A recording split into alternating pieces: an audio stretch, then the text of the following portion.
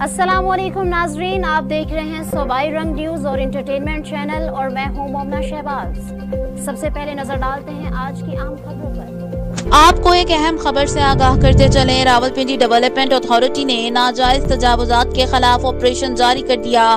आपको breaking news देते चलें। रावलपिंडी में गैर कानूनी तजावुजात के खिलाफ रावलपिंडी डेवलपमेंट अथॉरिटी ने क्रैकडाउन शुरू कर दिया, जिससे नाजायज तजावुजात करने वाले हलकों में तशवीश की लहर दौड़ गई। डायरेक्टर जनरल आरडीए का गैर कानूनी तजावुजात वालों को खुला पैगाम।